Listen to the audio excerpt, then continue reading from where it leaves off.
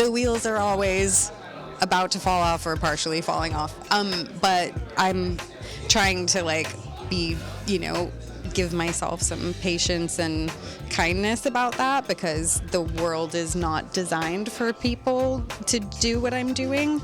And luckily I'm so grateful that in the last few years I've really found an amazing community with other musicians here, and have been like accepted and welcomed in ways that I never would have imagined. Like just never would have imagined that, finding that kind of connection in my life, and acceptance, and it's like really like changed my heart. That was singer-songwriter Meredith Edgar.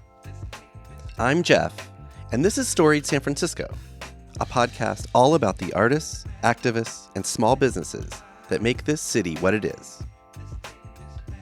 This is part 2 of our podcast on Meredith. In this episode, she talks about the couple of times she's left San Francisco, always to return eventually. Then she shares what it was like to decide to really go for it with her music. The bar we recorded in, Royal Cuckoo, got pretty loud toward the end of this episode, so please bear with us. And do be sure to listen all the way through. Meredith played a couple songs for us that night back in November that appeared just after our conversation. Also, I wanted to let you know about a few of Meredith's upcoming shows. This Thursday, January 11th, she'll be at the Right Spot in the Mission. On Sunday, January 21st, catch her at Specs in North Beach. And then, on Thursday, January 25th, she'll be back again at the Right Spot. All right, here's Meredith. I just thought of something totally random. I swear I didn't think about this before, but is Meredith Edgar your name, or is it a stage name?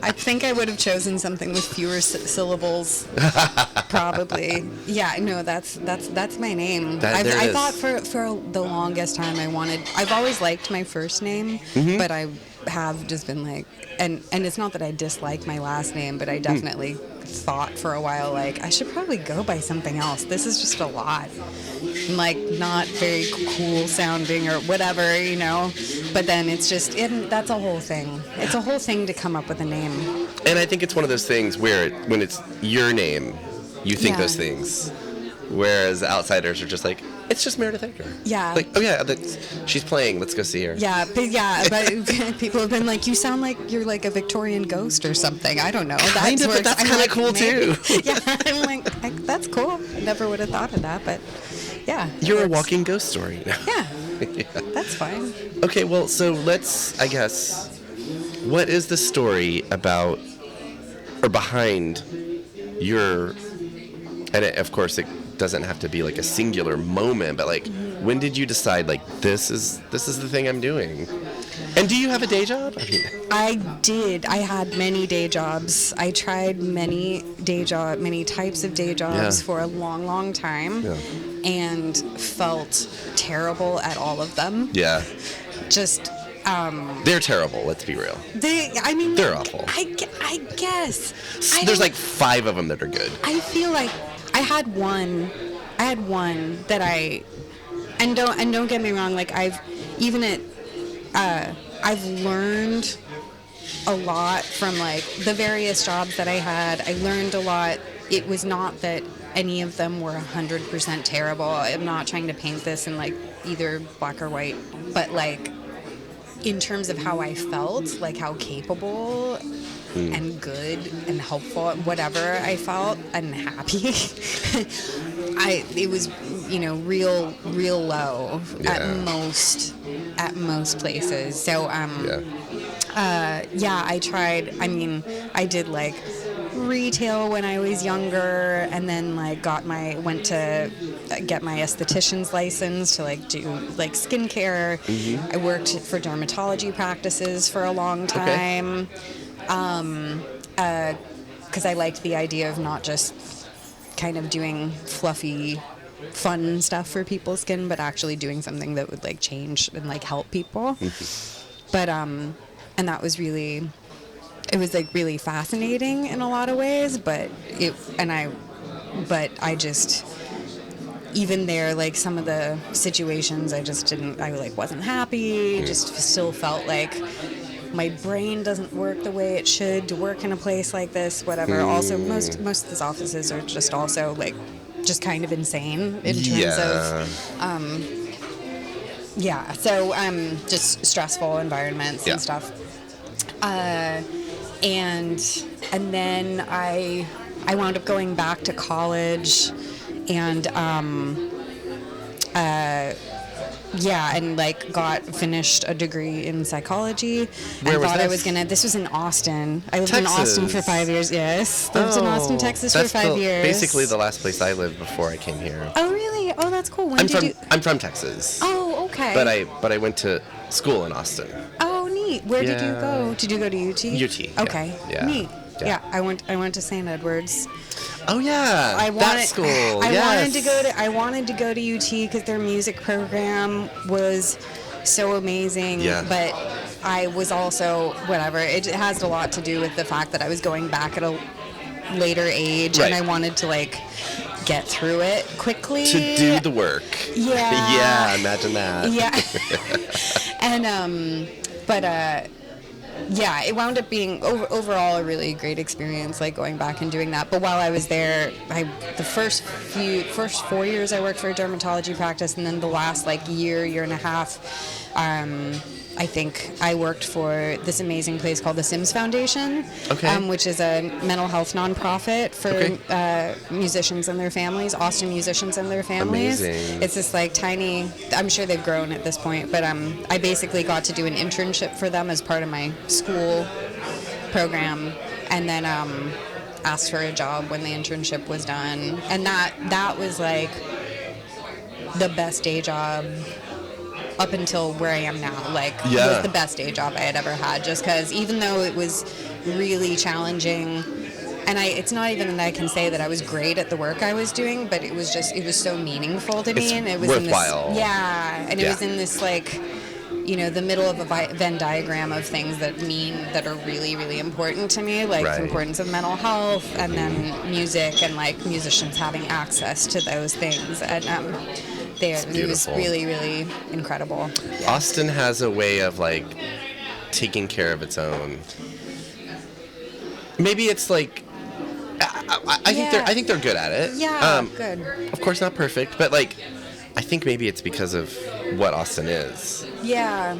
Compared to everything around it. Yeah. Yeah. I didn't make that face. People can't see the face I made. I was like, contemplate, like, I think, like, I want to say that that's true, and also I can't say that I don't think I'm, like, I know enough to say that is or isn't true. It's more mostly what I was thinking of when you said that was just that when I lived there, and I loved it there, but like I actually unfortunately didn't play a lot of music when I was there because school and work took over.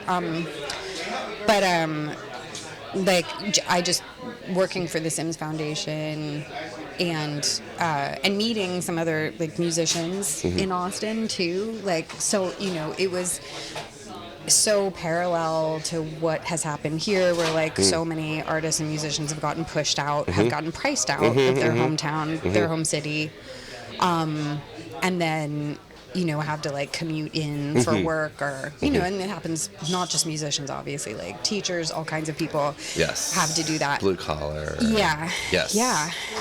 So I was just hearing about a lot of that, and so it's a little, I do think there is this like, it's hard, it's kind of like, can it still be called the live music capital of the world when that's what's happening to so many of the, like, I've always been dubious about that. Yeah. That designation anyway. Yeah. Like, it's great. There is a lot of live music, but there is. I mean, there also is New Orleans, also here, also New York. I don't know. Anyway. Yeah, for sure. But yeah. Yes, you're reminding me. Yes, that I will go back on what I said up to a certain point in time. I think my only challenging thought was just that, like, I would say that if I knew that it were easier for musicians to thrive there. What's been really hard for me, and suddenly this is storied Austin, but which is great, but it's like whenever they decided that they were going to roll out the red carpet for tech, I want to be like, I can be part of a contingency to come there to tell you all the reasons not to do that, because we did it, and yeah. So that's been hard, but maybe selfishly, I don't know. I go back to Austin at least once a year, and I've a lot of friends that are still there, and they're still musicians, and they're still living in Central Austin, and we spend all our time in Central. And I'm like, there's still an essence here that I fucking love, that I feel like is never gonna go. I hope, obviously, but same. I'm so glad, especially with you being from Texas and having been there before. Like, I'm glad that you feel that way. I've been back a couple times since I moved away, and I agree that there's still like an essence there that still, like, to me is very, very appealing. Like, I really love it there, and part of my heart will always be there. Oh yeah. But yeah. Which 5 years? You said 5 years? Yeah, 2011 to 2016. Okay, so not here. Yeah. You were not here. I was not here. Okay. I've been not here a couple times. Yeah. What about since 2016? I lived in Italy for a couple years right before COVID. Okay, now you're just making me sick. Sorry, I should have filled out a form or something before you asked me to be on here. No, I was telling someone the other day, I'm like, if someone ever asks me Spain or Italy, I might just like freak out, because I'm like, that's a terrible. One should not have. It's to a choose. false choice. Yeah. It's like both. Yeah. Italy is very special to me. Yes. Yeah. Have you spent a lot of time there? I wouldn't say a lot of time. I've been a few times, and most recently this summer, my wife and I were with friends in Puglia. Oh. Our first time in Puglia. Yeah. So cool. Yeah. Okay. San Francisco. So since 2016, you've gone to Italy a little bit, and then maybe I should like back up and describe my experience of like discovering you. Well, it was our mutual friend Dara Kosberg, who's also been on this podcast. Before she sadly moved from San Francisco, she was really good about telling everyone all of her, like, it was like a random, not even an email list, but like, here's a random email of all the stuff I'm doing. And we saw something at the right spot, and I don't think any of us could make sense of what she wrote. It was like, I'm going to be doing short comedy sets between two different bands. And we're like, my wife had never been to the right spot. I'm throwing her under the bus. Wow. And I was like, we got to go to this thing. We didn't know the bands, but we knew our friend Dara, and we're like, we're going to support Dara. We hadn't seen her do comedy in a little bit at that point. So we were there at the right spot that night. This year, whenever that was. When she did a couple sets in between Paul Griffiths and my sets. Yes. Was that like April? May? I have no sense of time. Me neither. It was this past year. Definitely I feel like this year. Maybe 6-ish months ago, something like that. Yeah, that's what I'm going to go with. 6 months. Something like that, yeah. So we were there ostensibly to support our friend, and she, as always, was hilarious. She's so wonderful. Yes. I love her stuff. Good she human makes me and cry. very fucking funny. Yeah. And we were all like, who is this Meredith Edgar? So now I'm making you, I don't know, I blush, but like, yeah, we were all just like, wow. And so for me, since then, I've just been like on the lookout for you and what you're doing. And then the night at Specs, just a couple months ago. Yeah, I think that was such September or so. Yeah, the Songwriter a show that Joanna Leochi put on with you and Mark Eitzel. I have to tell a funny story, is that a good friend of ours who actually performed our wedding, lives nearby. And so the whole thing about that night is that she lives like 2 blocks. And so she's like, I'll get to specs super early and I'll get a table up front if y'all get the Golden Boy. We're like, duh. Oh, yeah. Deal. Good deal. So by the time my wife and I got there, which was like 15 minutes after our friend got there, she had that front table, like when it was like, I don't know, 8 tops or 10 tops, the big circular tables. Yeah. And there was still nobody there. So it was like a version of the movie Vacation when they show up and they're like, we'll park at the exit. Yeah. There was no reason for us to. Anyway, but it all worked out. And that show was, I'm just going to say it was like, it was a little bit transcendental. Like, it just felt like it took me to another plane. I ended up going to see you and Mark the next night or the 2 nights later or whatever at Makeout Room. Yeah, so I was fanboying a little bit, but I was just, I was on y'all's wave. Oh, or I wanted so to be. Yeah. So let's hear the, I guess, post-Italy. Sure. Meredith Edgar in San Francisco. I mean, essentially and some of this stuff is in songs, but that I've written for sure. But essentially, I mean, I was married and I asked for a divorce, and me too, was twice. living in. I got that too. Yeah. Mm-hmm. Okay. If it makes you feel better. Sure. Yeah, why not? Thank you. We were living in Venice at the time, had been there for, I know, extremely romantic place, but, and just beautiful and so special, and I'm so grateful to have had the opportunity to experience living there and in Italy in general. But we split up, and I decided to move back to San Francisco, and then COVID happened 6 weeks later. Okay. So I wound up having kind of just enough time to find a job, find an apartment. I found a studio in the Tenderloin, and then had settled in, and I think a week and a half, 2 weeks later was started the first lockdown. Okay. Yeah. Surreal. As an artist, what did you do during the lockdown? Did you ever do Zoom shows or whatever? I did, yeah. I mean, I had a full-time day job that wound up at a doctor's office that wound up. Luckily, I was able to do remotely. Okay. And I had just started, so so I had work paying work or whatever. But yeah, I did a lot of live streams on Instagram and stuff like that. And I had moved back with the full intention to I am gonna give my music career a real try. Right. I'm really really gonna prioritize this. Okay. And I'm gonna play shows, and I'm gonna record a new album and all this stuff, and then was pretty afraid that would never happen.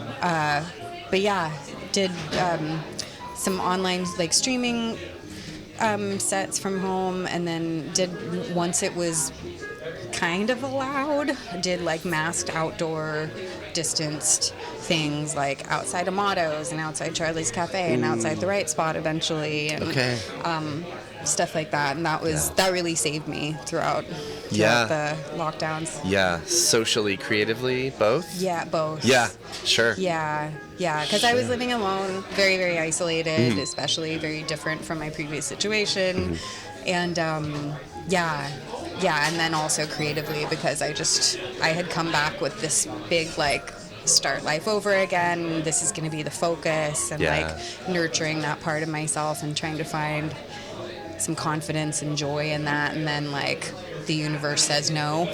Yeah. So those sidewalk shows, even in the freezing winter, and even streaming from home sometimes, that was just really huge for me. Really powerful.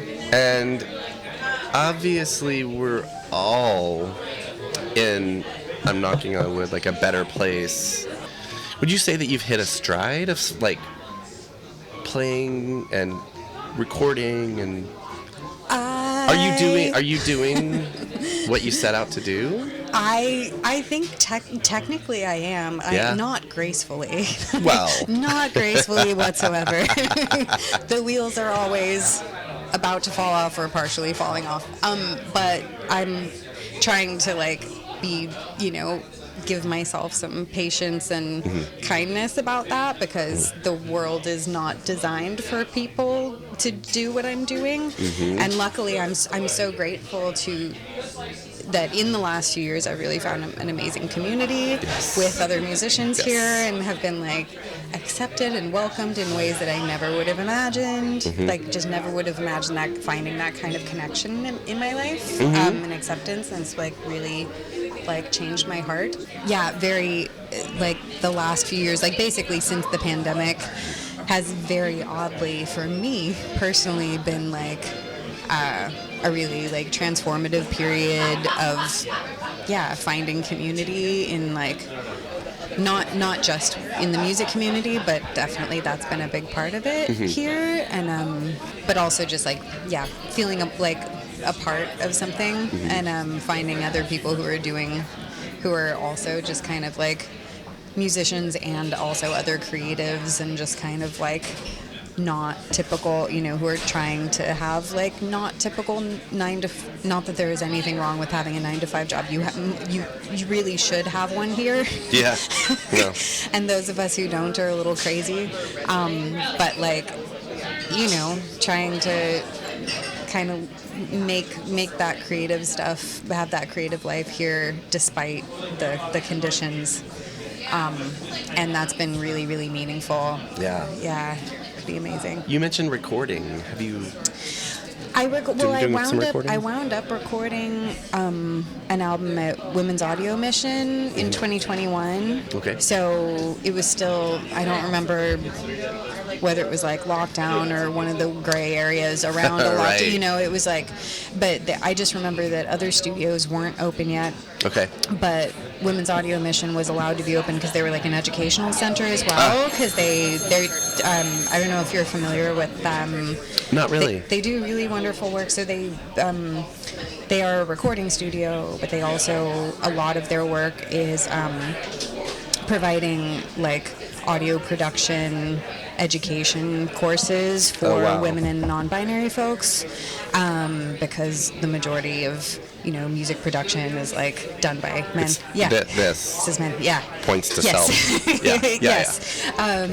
And so giving a lot of people who wouldn't normally have access to that kind of education, like giving them a chance to learn about all that stuff, which is so cool. Awesome. Yes. Anyway, so I think because of the educational component, they were able to open up their studio. Okay. During still pretty solid COVID times, like with a ton of precautions and everything. They were incredibly careful. But yeah, I recorded an album then, and since then I've recorded like harmonies for a couple other artists, songs and stuff, but I am hoping to maybe record later in 2024. It's in my goals. I'm putting together like my whole, write out all of the things you would like to happen in the new year, and that's on there. So we'll see. I was ready to ask about what's next for Meredith Edgar. I think you kind of answered it. Yeah, I mean, I'm kind of mostly, I love performing is my favorite thing, and so I've been collaborating with some new musicians, or newer to me anyway, like musicians who I hadn't really played with much before. I'm really trying to like branch out and play with a lot of new people, because I think it's good for my creative brain, and also it's just really fun. Yeah. It's challenging to play with new people, and I know so many incredible musicians, and so I've been lucky enough to start being able to collaborate with some new people. I'm still playing quite a few gigs with like Paul Griffiths and Sean Silverman, who played on my last album, and who we have a residency at the Right Spot every second Thursday. The beloved Right Spot. You just did it again, damn it. I was going to be like, plug. Yeah. I'm trying. Paul and Sean, Paul I've been playing with for like over a decade on and off when I have lived here. love playing with those guys. But it's also very comfortable because we know each other so well and know each other's musical tendencies. So, Right. yeah, hopefully I'm hoping just for like some new recording. I have a couple new musical groups in the works, like new collaborations, and then 2 last things. yes. Quickly, like where can people find you and your music? Yeah, so you can find me on, I do still have my music on Bandcamp. We will see What happens with that? I need to Yeah. do a lot of research, and I'm not sure what else. Yeah. What other options are. So for right now, at least, Okay. I have music on Bandcamp. And then if you want to come out and see me play/sing somewhere, I keep everything posted on Instagram. Like I update, that's the one thing I can handle. Yes. Instagram, and then like bands in town and Songkick or whatever. Yeah, things are always posted there. But I play out a lot, especially in the city. So. Which I'm very happy about. And the other thing, which I'd like to end on, we're in our 6th season of this podcast, and every season we have a theme. Our theme this season is "We're All in It."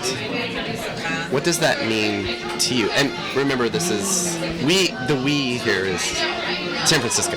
Yeah. San Franciscans. Yeah. We're all in it. What does that mean to you? Ooh. I mean, that's great. I'll say this as an additional prompt. It only took me 6 years, but I came up with like a kind of a tagline for the podcast, and that is like, you know, or maybe an elevator pitch or whatever. Like, what is this podcast? It's artists, activists, and small businesses. I definitely put you in the artist, maybe not exclusively. But definitely the artist. There's some overlap into the other things, but primarily, for sure. That's my stronger suit. That's our focus. That's who we want to celebrate and elevate and amplify. And we're all in it. Yeah. I mean, I think of, especially in those 3 categories of San Franciscans. I think we are all just trying to make it work. Like we all, I think, have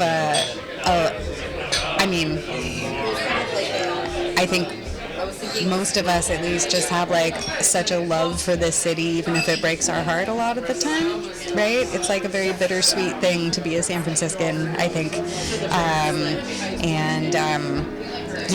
I think we're all just trying to embrace the beauty and the things that we love about being here and make it better for all of us and the people who are having a harder time than even we are too.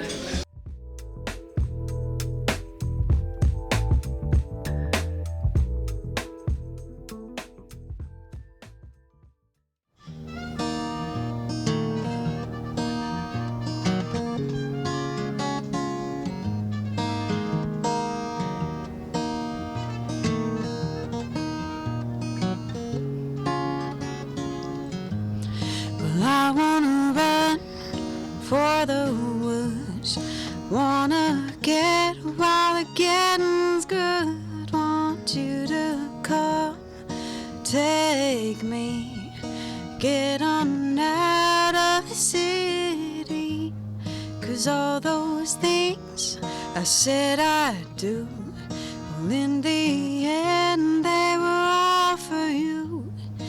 All this time, all my life, all my plans just to be your wife.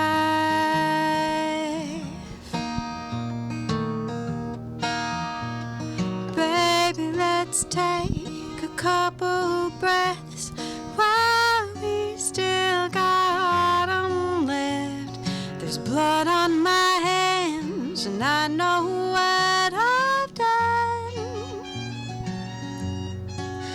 And if all of it's mine, I got nowhere to run.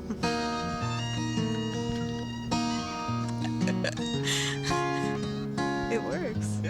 Can we go back to that day, to Louisiana in the rain. So in love and in that place, through it all, just see your face. What happened in Texas and NYC? Cause those places they call to me, oh, make me forget and make me a home. Cause anywhere else I'll be alone. Cause my shoes filled up with Louisiana rain, and I didn't ever wanna go home again. Running with you as fast as a hurricane.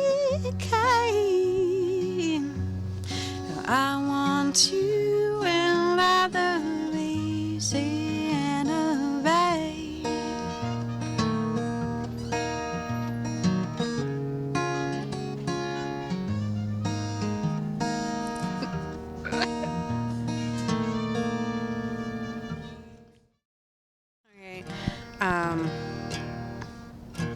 All right, this one is called Blue. This is my happiest sounding song that's actually about chronic depression, so. But it's a favorite, I guess. People tell me.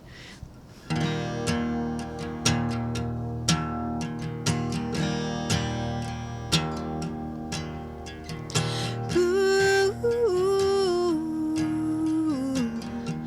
why do I feel so lonesome blue? Honey, do you? All my life, blue is the color that I find, wraps up my mind. I always hope to be green, but even that I hear's not easy.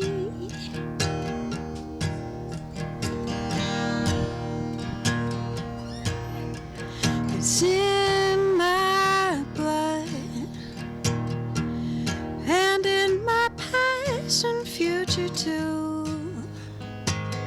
Forever blue. I'm not the only one, but still I feel a part, and it breaks my heart. There's no remedy, but the drugs help till I'm ready.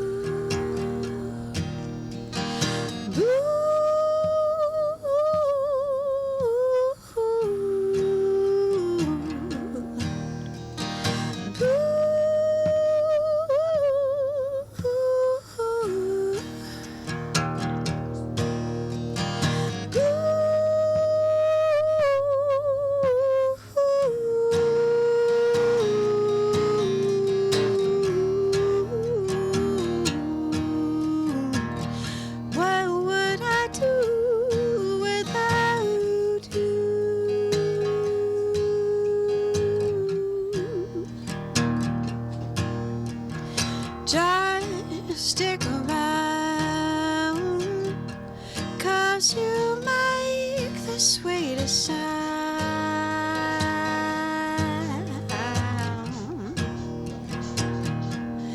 There's no remedy for my blue.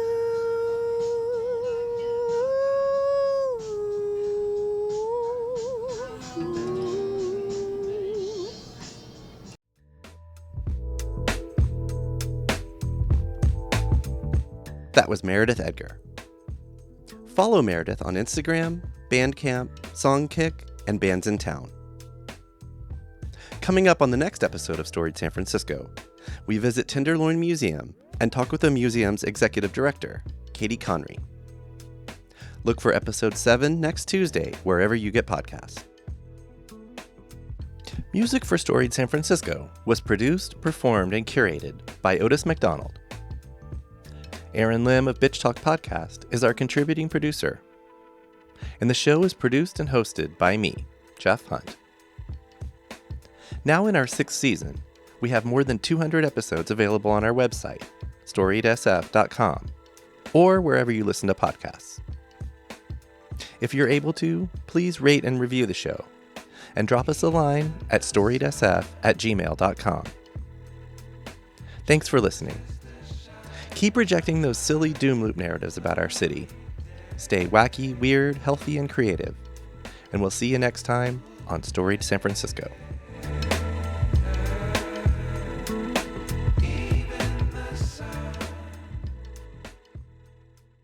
We acknowledge and respect the first humans of the unceded land we call San Francisco, the Ramaytush Ohlone.